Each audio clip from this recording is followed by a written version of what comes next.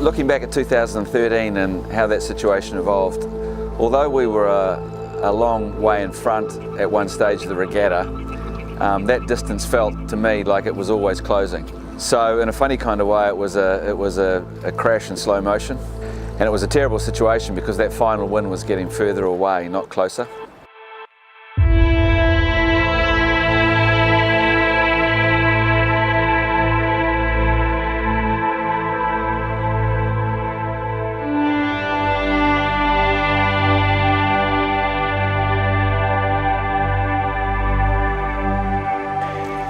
When we started looking at this class, we looked at the ways to power the boat, and obviously the conventional way of using grinders is like the default.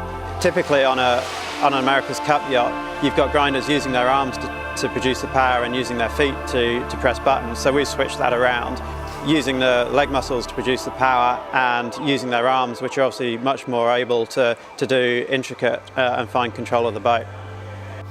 Obviously the setup that we're looking for going forward, there's a huge amount of the actual performance comes from hundreds and hundreds of hours of on-water testing.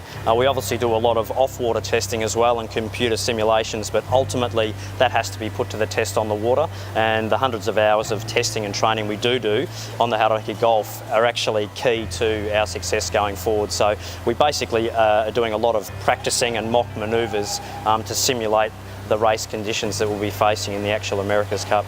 So one of the main things that I've learned over the time with Emirates Team New Zealand would definitely have to be around the psychology of each individual and how much someone's attitude can determine their capabilities towards their physical training. Sometimes with these guys, the hardest thing is to tell them to slow down and let themselves recover.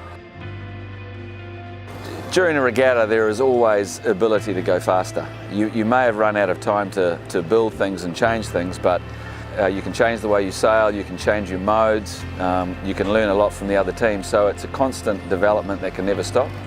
The boats, to a large extent, are one design, so the hulls are one design and the shape of the wing. But actually, I mean, the fact that the hulls are all the same shape is almost irrelevant, because the hulls on a good lap never touch the water.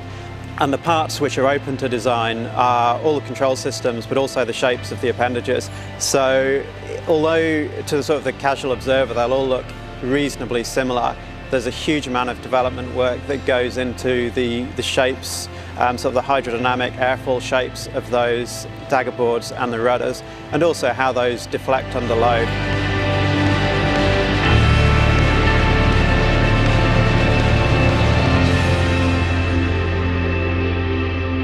To win this America's Cup, it will take everything. We'll need a fast boat, we'll need a highly skilled sailing team, we'll need a design team that never gives up on development, and all those things will need to come together.